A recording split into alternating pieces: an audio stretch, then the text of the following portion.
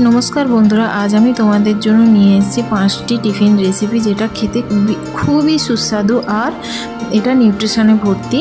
তো তোমরা বাচ্চাদেরকে এইভাবেই দিতে পারো, তো বাচ্চারা ভীষণ খুশি হবে। প্রথমে যে রেসিপিটা আমি নিয়ে এসেছি সেটা হচ্ছে পনির পটাটো স্যান্ডউইচ।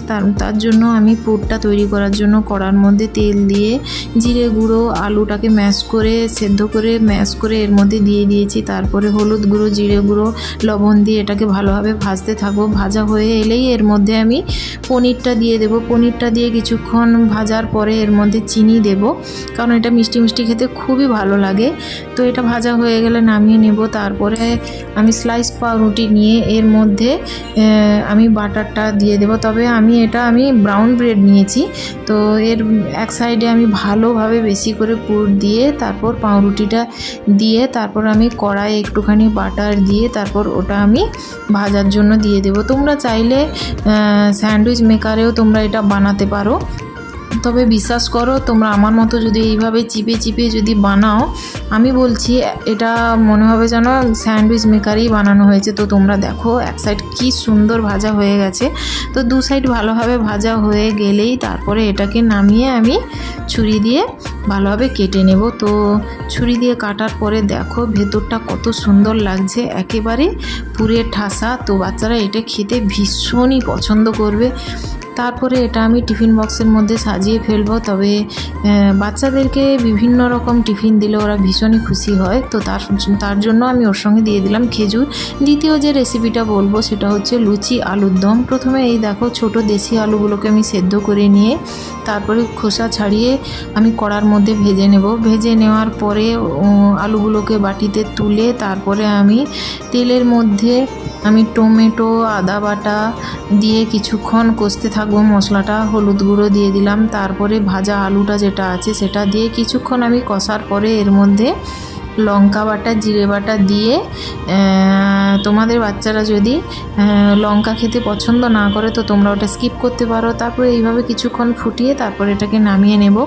আর এইদিকে আমি লেচি কেটে ময়দা মাখিয়ে লেচি কেটে আমি লুচি দুটো ভেজে নেব, ব্যাস। তো কোনো দিন মাসে 1-2 বার তোমরা লুচি আলুর দম বা রুটি আলুর দম দিতেই পারো, বাচ্চারা ভীষণ খুশি হয়। তো একদিকে আমি লুচি আর আলুর দম দিয়ে দিয়েছি, আর সাথে দিচ্ছি আমি শসা কুচানো, কারণ এটা হজম করতে ভীষণই সাহায্য করে। তারপরে যে রেসিপিটা বলবো সেটা হচ্ছে সাবুর পোলাও। এটা তো খেতে খুবই পছন্দ করে পিহু। তার জন্য আমি কড়ার মধ্যে আমি বাদামটাকে ভেজে তুলে রেখে দেব। তারপর কড়ার মধ্যে গোটা জিরে আর আলু কুচনো দিয়ে লবণ দিয়ে ঢাকা চাপিয়ে চাপিয়ে যতক্ষণ না ভাজা হচ্ছে ততক্ষণ আমি এটাকে ভাজতে থাকবো। আলুটা সেদ্ধ হয়ে এলেই এর মধ্যে আমি ভেজানো সাবুটা আমি দিয়ে দেব। সাবুটা আমি 2 ঘন্টা মতো ভিজিয়ে রেখে জল ছাড়িয়ে আমি এর মধ্যে দিয়ে দিয়েছি। তো কিছুক্ষণ এটা ভাজার পরে আমি চিনি আর বাদাম দিয়ে এটাকে আমি টিফিন বক্সে সাজিয়ে ফেলবো। তবে এর সাথে দেব আমি অবশ্যই খেজুর। তোমরা খেজুর বাদ দিয়েও অন্য কোনো ফ্রুটস তোমরা অবশ্যই দিতে পারো। তো তারপরে যে রেসিপিটা আমি বলবো সেটা হচ্ছে ওটস প্যানকেক। এটা খেতে খুবই ভালো লাগে। এটা আমি পিহুকে 10 মাস বয়স থেকে আমি সব সময় দিই। তো এটা খুবই নিউট্রিশনে ভর্তি। তো প্রথমে আমি ওটসটাকে ড্রাই রোস্ট করে নিচ্ছি। ড্রাই রোস্ট করার পরে তারপরে একটা মিক্সিং জারে 2টো কলা আর জল দিয়ে ভালোভাবে পেস্ট করে নেব। পেস্ট করে নেওয়ার পরে দেখো কনসিস্টেন্সিটা ঠিক এইভাবে হবে টেক্সচারটা। তারপরে একটা কড়ার মধ্যে আমি ঘি ছড়িয়ে নিয়ে তারপরে আমি এই ব্যাটারটা দিয়ে দেব। তবে এটা ফ্রাইং প্যানে করলে ভালো হবে, তোমরা চাইলে ফ্রাইং প্যানে করতে পারো। তো প্রত্যেকটা সাইড 30 সেকেন্ড থেকে 1 মিনিট পর্যন্ত লাগে ভালোভাবে রান্না করতে। তো এটা করতে কিন্তু বেশি সময় লাগে না। তো দেখো কত তাড়াতাড়ি হয়ে গেল। তারপর আমি টিফিন বক্সে এটা আমি সাজিয়ে ফেলবো। তো এটা আমি 3টে দিলাম, বাচ্চারা যেমন খেতে পছন্দ করে তোমরা তেমনই দিও। তার সাথে দিলাম মধু। তো এটা মধুর সঙ্গে দিয়ে খেতে খুবই ভালো লাগে। দেখো কতটা নরম হয়েছে। এর পরের যে রেসিপিটা বলবো সেটা হচ্ছে মিষ্টি চিড়ের পোলাও। তার জন্য আমি কড়ার মধ্যে বাদামগুলোকে ভেজে নিয়েছি। তারপরে কারি পাতা, গোটা জিরে দিয়ে আমি আলুগুলোকে ভেজে নেব ঢাকা চাপিয়ে।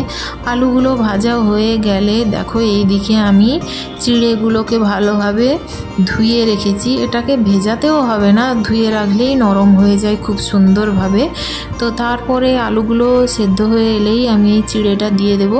তো কতটা ঝরঝরে হয়েছে দেখো। এইভাবে আলুর সঙ্গে ভালোভাবে কিছুক্ষণ মিশিয়ে রান্না করব। তারপরে এর মধ্যে আমি অনেকটা পরিমাণে চিনি দেব। চিনি দিয়ে তারপর জিরে গুঁড়ো আর বাদাম ভাজাটা দিয়ে কিছুক্ষণ রান্না করব। রান্না করার পরে তারপর এটা আমি টিফিন বক্সে পরিবেশন করব। তো আজকের ভিডিওটা কেমন লাগলো তো অবশ্যই জানিও তোমরা আমাকে। তো এইরকম আরও নিত্য নতুন টিফিন রেসিপি যদি তোমরা জানতে চাও তো অবশ্যই কমেন্টে জানিও। তো টাটা আজকের